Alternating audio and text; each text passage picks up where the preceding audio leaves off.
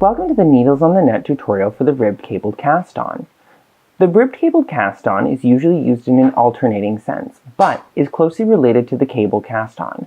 So, first we're going to go over how the cable cast-on functions, and then move on to the ribbed cabled cast-on. I'm going to demonstrate a 1x1 ribbed cabled cast-on, and unusually for today, a 2x1 ribbed cabled cast-on, to show you some of the flexibility and versatility of this. Let's get started.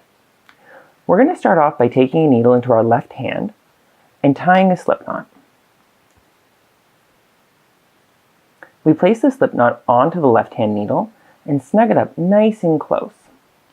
Picking up the other needle into our right hand and making sure that we have the working yarn that goes to the ball, we insert knitwise into the slip knot, wrap around as if to knit, pulling that stitch down and through, and placing it back onto the right hand needle.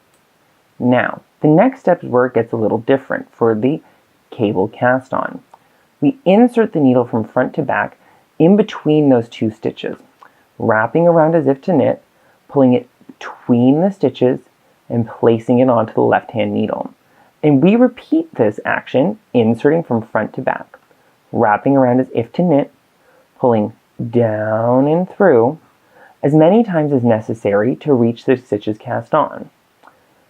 The ribbed cable cast on involves creating purl stitches and knit stitches, where the cable cast on only creates knit stitches. So let's undo those knit stitches and start back at the beginning. We've already got the needle in our left hand and we've tied the slip knot. As we begin to work the ribbed cabled cast on, we're going to start off working a 1x1, one knit, one purl. We begin the same way, inserting knitwise into the slip knot, wrapping around as if to knit, pulling down and through, placing that stitch back on to the left hand needle. But to create a purl, we insert from the opposite direction. The purl stitch happens by coming in from back to front, wrapping around as if to purl, pulling that still through, and placing it back onto the left hand needle.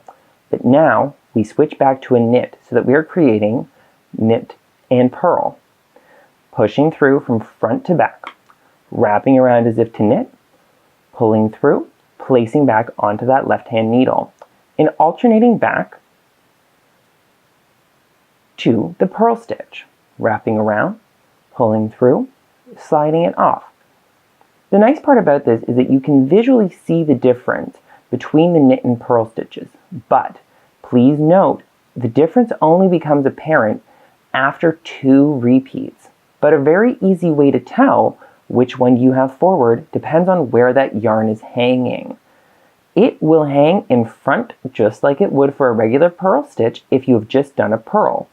And it will hang in the back if, for example, we complete a knit stitch, inserting from the front to the back, wrapping around as if to knit, sliding through and off, and placing it back onto the left hand needle.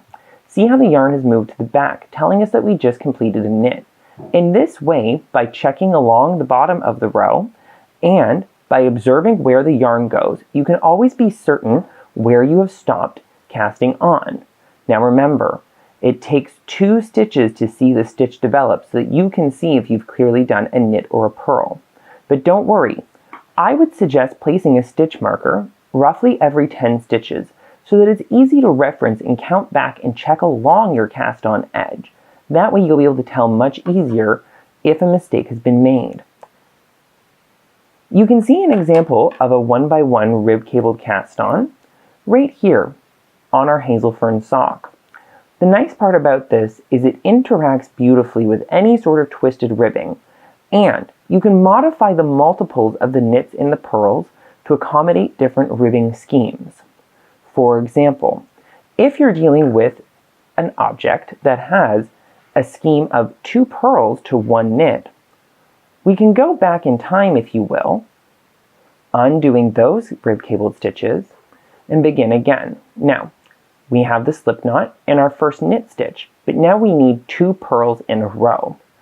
All we do there to create this different ribbed cabled cast on is add 2 purl stitches instead of switching between the knit and the purl.